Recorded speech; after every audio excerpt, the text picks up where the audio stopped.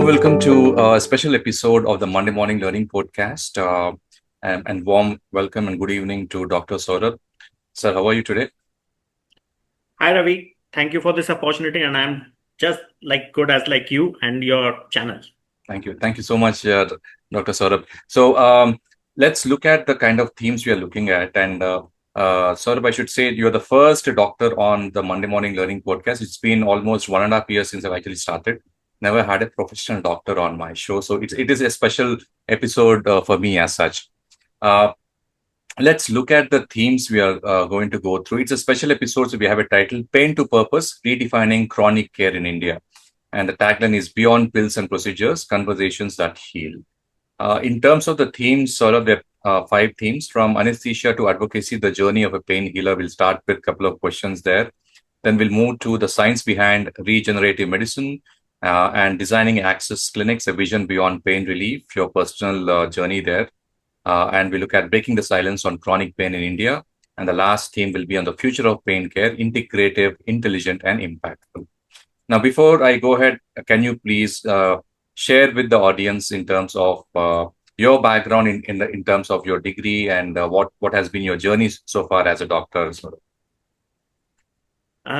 It's really good to know that I am the first doctor on your platform, and it actually unnerves me because now I am a little more scared that I should meet your expectations. So I come from a small town. It is state capital of Chhattisgarh, Raipur. My most of the upbringing are from that place only. Then I cleared my MBBS entrance examination and got selected for one of the very old medical colleges in India at Jabalpur. That is Netaji Subhash Chandra Bose Medical College, Jabalpur. Okay. And after that, I did my master's, my MD anesthesia from Delhi. Soon after my MD anesthesia, I went to various other places to pursue my career further in pain medicine and regenerative medicine. Okay. So I worked at different places and many other institutes I have joined for various other trainings. And I am trained into musculoskeletal ultrasound, pain medicine per se. After that, regenerative medicine and spine endoscopies. So this is all my journey so far.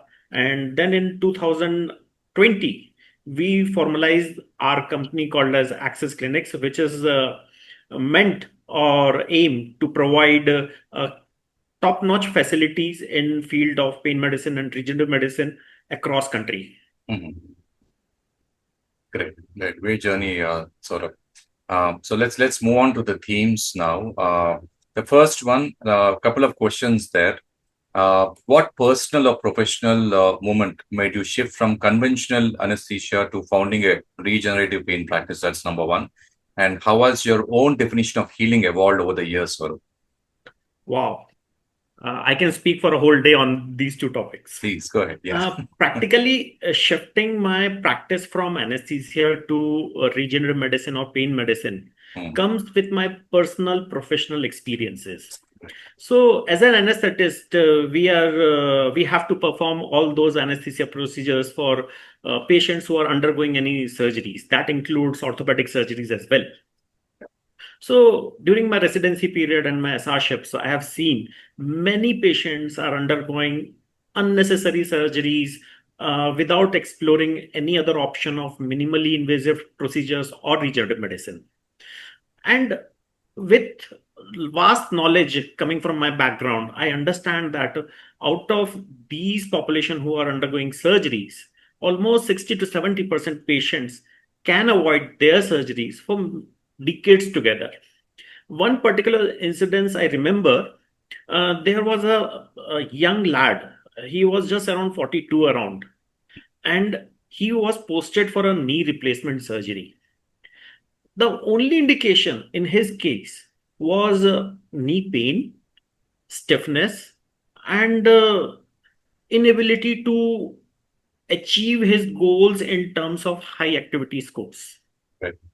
Now, at the age of 42, if this lad goes for a surgery, in next 20-25 years, he has to undergo another surgery. And this process will go and go and go on. We are talking a lot about longevity, We are trying to push our age and we want to cross more than 100. But what that life will matter if you are a bedridden person because of disabled joints, or maybe you have undergone a replacement surgery in an earlier age, but now you're not a right candidate for the next surgery. So keeping all those things in mind, I push myself, I explore different genres of my field, and I landed up into these beautiful facilities where I can learn regenerative medicine and implement all these strategies and noble treatment lines to my population and my people of country. Absolutely. So I think your next question was healing, about healing, right? How I Yeah, define it nowadays. correct. Absolutely. So when it comes to the core allopathy practices, there is nothing called as a healing which a medicine can induce. As a surgeon, we can remove a part of your body. Like a gallbladder is troubling you, you remove it. Uh, Appendix, remove it. Pancreas, remove it. Joint, remove and replace. So, healing to me, say 2 decades back, was treating the patient's complaint. Yes, I have treated that patient's complaint by any means is a healing to me. But now the definition has been changed to me and to world also.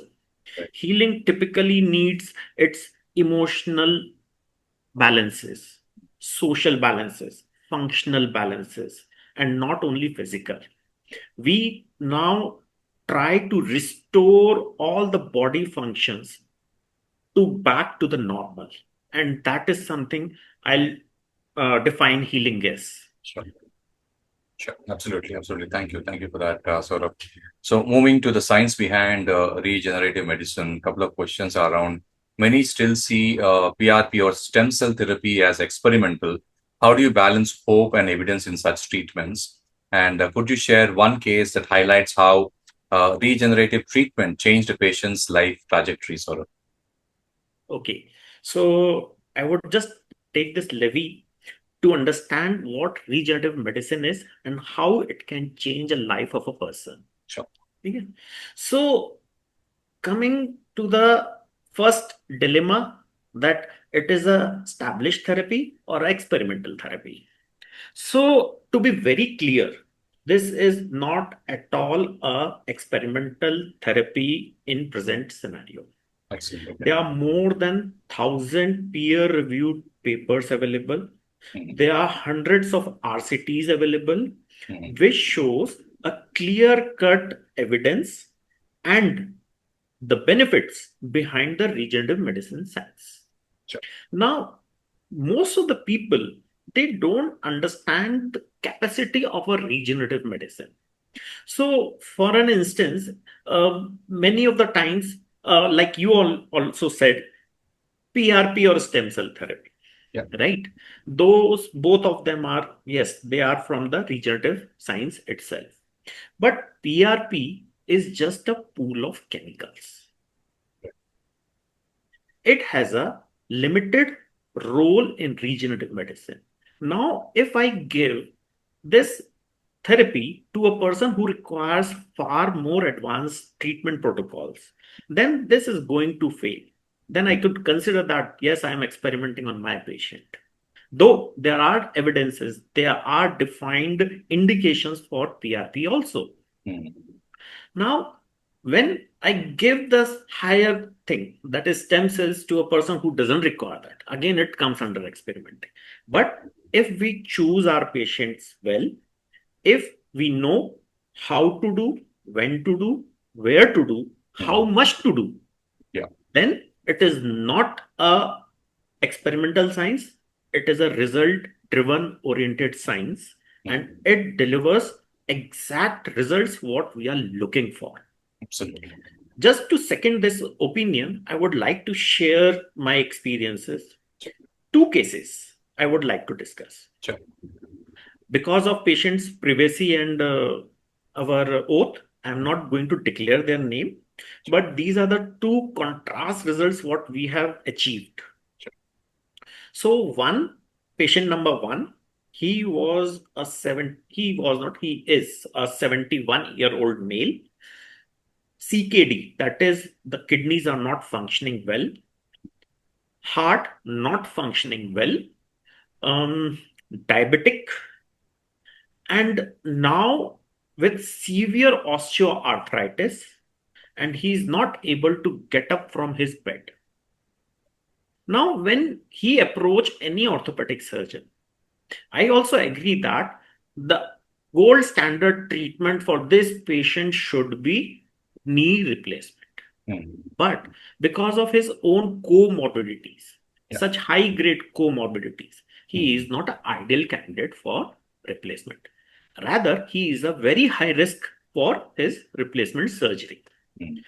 No orthopedician would put his hand because of, it is not a matter of failure, but it is a matter of human nature that a person knows that he can cause more harm than a benefit. They don't perform those surgeries. So, no orthopedic surgeon in Delhi or NCR was ready to operate on that patient. Right. Now, imagine a life of a 71-year-old male who has a good 10-15 years in his backlog, and now he wants some activity. What activities he is asking for? That he can do his household chores, personal care. He has a small shop in which he want to go and sit, and he just want to walk close to 100 to 200 steps in a go. Yeah. And maybe 3 to 4 times in a day. This is the minimum what he is asking. Now he landed to us. After a lot of counseling, after a lot of projections, we clearly told them that we cannot make him a runner. We cannot make him Usain Bolt. Yes, what he is asking, we can try, and there are good 70 to 80% chances that he can achieve those goals what he desires. After 6 months of treatment, he came to my OPD walking. When I first saw him, he was on the wheelchair. Now he was walking, because from front door to my cabin, it was close to, say, 50 or 60 steps only. Right. He came walking to me and handed over me a box of sweets that, yes, what you offered and what I thought, our both goals are matched now. Absolutely. Yeah. Great. Second incident, he was a basketball player, young lad, 21 year, tall, 6 feet plus. He was playing, and he was professionally playing from team. Again, some injury happened, and he had a torn meniscus and ACL. Right. It was not 100% broken. Now, these two things are there inside your knee joint. And when these two are torn, first thing is there is pain. Second is there a stability issue. So basketball, volleyball, these are high impact games in which player has to jump a lot, run a lot, and they take sudden turns also. Yeah. So it puts extra pressure on their knee joints. Now this player has a match, a national level match, in coming 3 months. Wow. If he undergoes a surgery, he cannot play for a year around, because that much time is required for complete healing, regaining muscle mass, strength, and coming back to your previous level of gaming. He was in a phase in which this game was very, very important for him. Again, we were in dilemma whether we should go for an arthroscopic repair, which is again a gold standard treatment, or we should try our unconventional, or say considered experimental treatment with him. Yeah. So we use we took this plunge. We posted him for a regenerative treatment, and then the results came out to be such a beautiful thing that in 2.5 months, he was back to his game Wow. without any muscle loss, and he played his next match which was due and which he wanted to play. Excellent. So when done in a right way, Hmm. in a right indicated patient, Yeah, results are there. absolutely. Failures may be there. Yeah. Sometimes it happens. No one is God. Hmm. There are always 10-15% chances failures are there. Right. But 80-85% chance of success is a huge for any Absolutely. person if we can avoid a major surgery for them. Absolutely, Saurabh. Thanks so much for getting into so much of detail and uh, actually kind of revealing two patients' history. It gives a lot of confidence to people listening to this particular podcast, Saurabh. Uh, moving on to the third theme of designing access links, the vision beyond pain relief. Couple of questions around what was the biggest mindset or infrastructure challenge you faced in creating a multidisciplinary pain clinic in India? And how do you bring together traditional medical protocols with emerging wellness practices under one roof? So, So biggest challenge is always uh, from your own, say, home ground or your own family or maybe mm, own place of work, you can say. yeah, So it is always said you offer external buying is always after the first thing is always internal buying, correct. Absolutely. right? So when I propose my way of treatment to a hospital, the management that Mm, we want to treat the patient and they can avoid surgeries with these treatments, yeah. they were very skeptical Mm, because at the end they might be losing some patients who can be turned into a surgery. right. But they cooperated, they understood, and they started building this department with us together. Not only that, the orthopedicians who are supposed to be on the other side of the table, Mm, they also contributed to a very good extent to us. It took excellent. time Right. because a new branch has been emerging and the results were not very well versed with the population among the doctors as well. Mm, So they took their own time. But once they started seeing the results, once yeah. they saw that the practice is being done in a very, very ethical way, Mm, all the good practices are in place. yeah. So they all supported. But Excellent. yes, it was not a very smooth ride for me, but Mm, we were able to pull it together with our good colleagues, friends, hospital management all together. excellent. Lovely.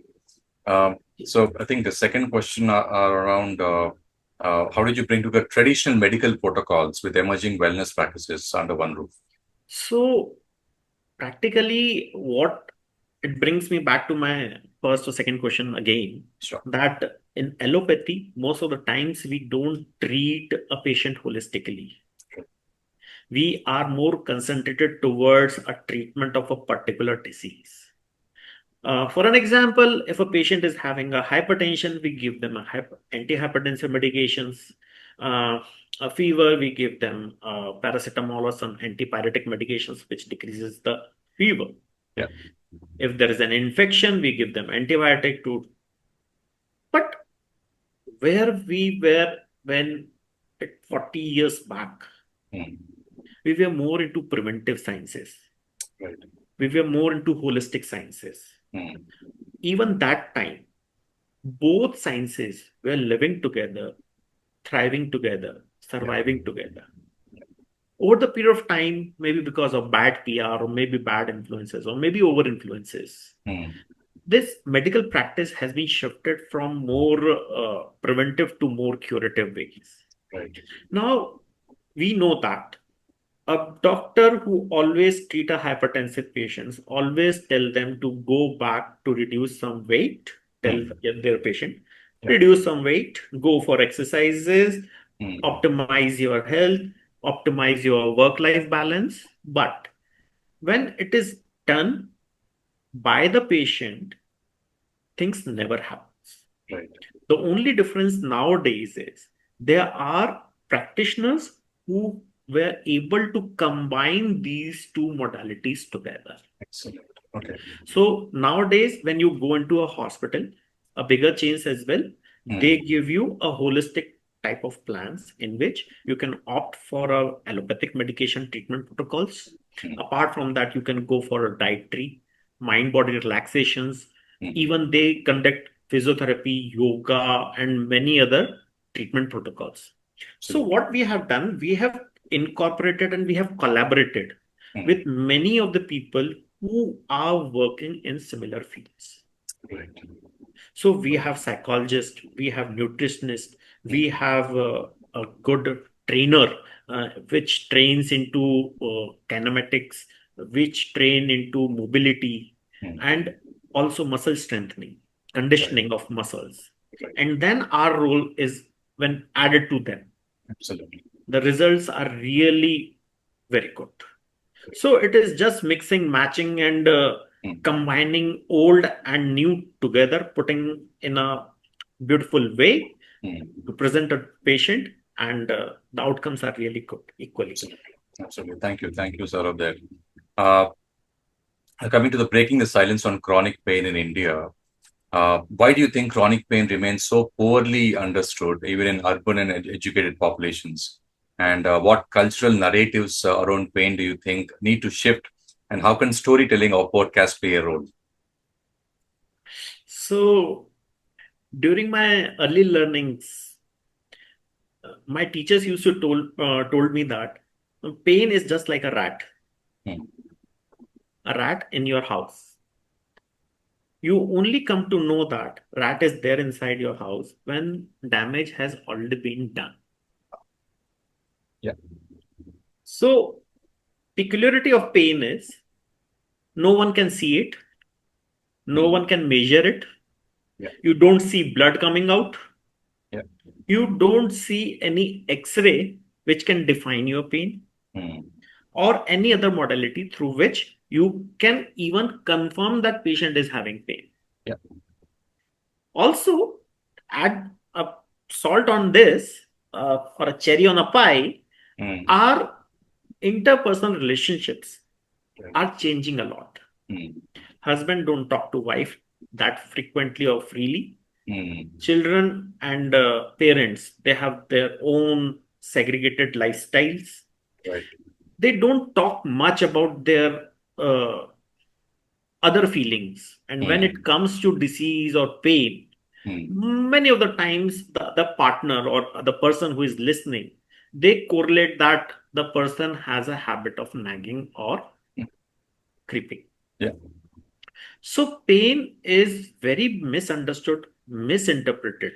And even medical science, the last 20, 30 years, were not able to give that status to the pain itself.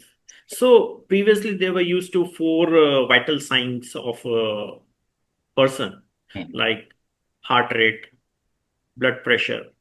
The fifth vital sign, pain, was recently, or maybe 2 or 3 decades back, only added by the WHO itself. Right. So when you see that the higher authorities, the big policymakers, they themselves ignore pain. Yeah. The populations are just, they are uneducated.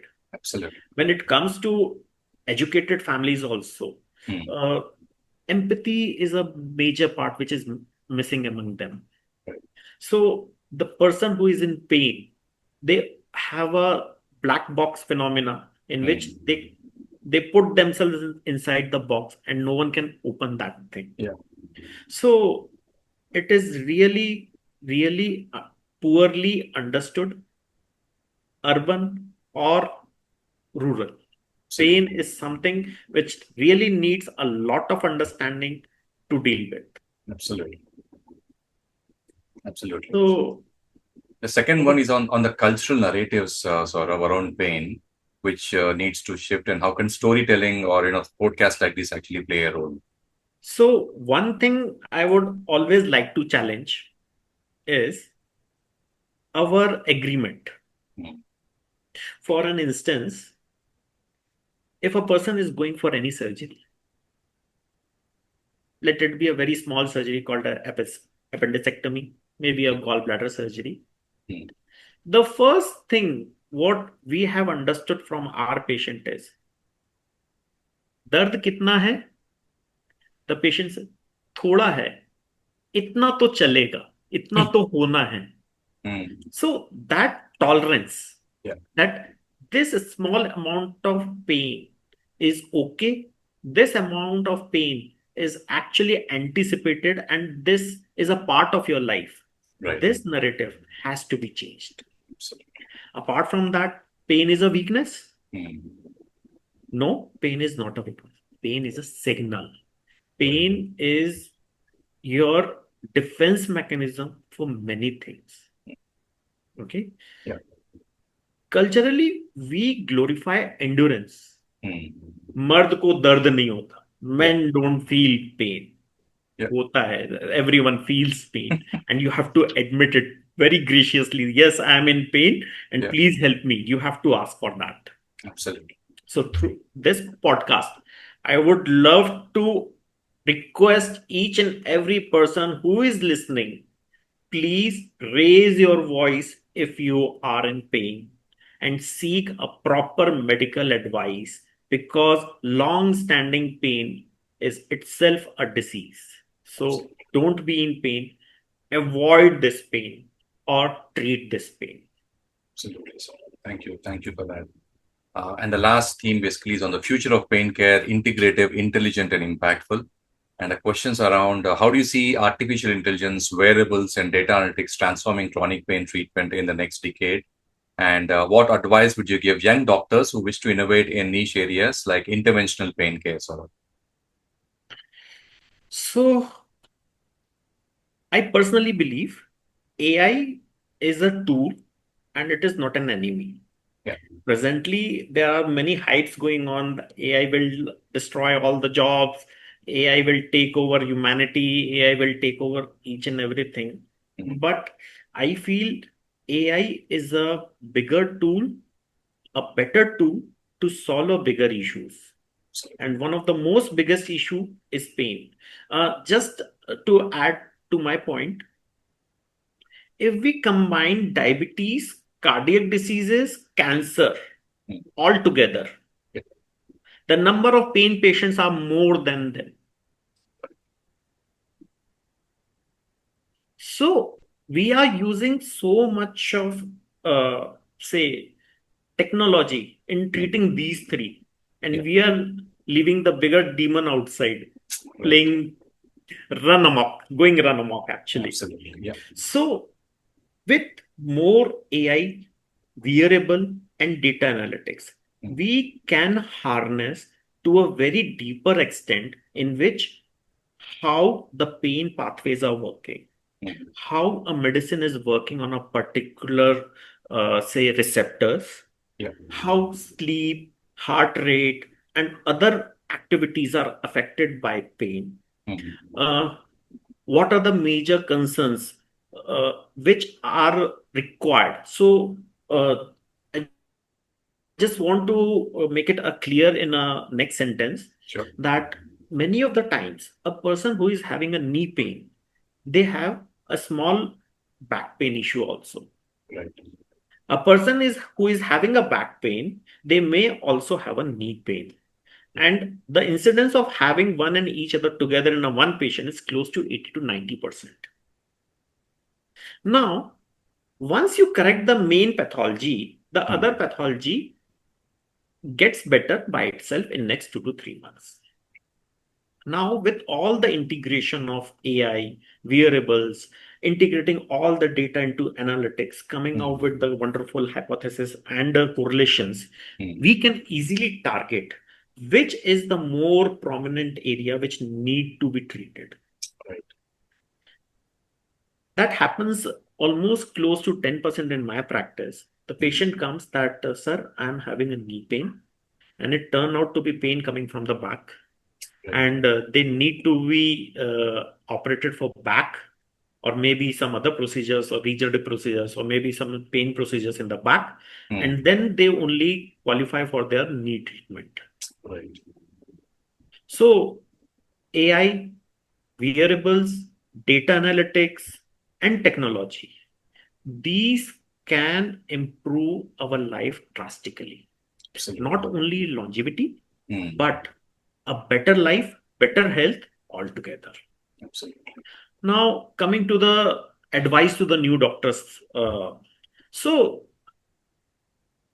today I learned one thing in a very hard way. Yeah. You can't be a doctor alone. Mm. You cannot. In today's world, when the world is almost depending on many technologies, Yeah. you have to shake hand with those technologies. Absolutely. So, if I get a chance that I have to repeat my MBBS and I can go back in my few decades back, so I will always integrate my MBBS studies with some engineering courses, some Yeah. technology courses. Right. So I would really advise all the young doctors out there who want to do or who want to make certain changes in the society Mm. to learn technology. There was a recent someone quoted that nowadays medical practice and engineering should go together, Absolutely. and that's the fact. Actually, it should happen. So, So apart from integrating technology, learning technology by yourself, yeah. because unless you learn your technology, you Mm. won't be able to harness it in a best way. Absolutely. Mm, learn deeply, practice ethically, Yeah. and always stay humble. Absolutely, Saurabh. Thank you. Thank you for signing off so beautifully. I think wonderful podcast, Saurabh. I think a lot of people are going to benefit by listening to your advice. In terms of, there were actually certain objectives which I had, basically to help you showcase alternative approaches to chronic pain that combine medical science with holistic healing. You actually gave a lot of examples there. And you educated healthcare professionals, wellness entrepreneurs, and the general public on the interventional and regenerative therapies, and explore the leadership journey of a medical innovator shaping a niche ecosystem in India. And finally, encourage conversation around empathy and patient centered design and conscious medical entrepreneurship. So, I had a very good time, Saurabh. I think we touched on 5 themes for this particular podcast in terms of from anesthesia to advocacy, your personal journey of a pain healer. We moved to science behind regenerative medicine, looked at the access clinics and the vision beyond pain relief, and breaking the silence on chronic pain in India, and the future of pain care, integrated, intelligent, and impactful. So I had a very good time listening to you. I think once I release the teasers and the full episode, I'm pretty sure a lot of people are going to come and ask you for more information.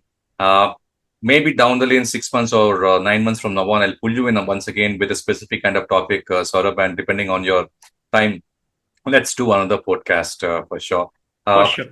any how did you feel about this? I mean, how did it actually go? Do you really like the kind of format? Any advice there?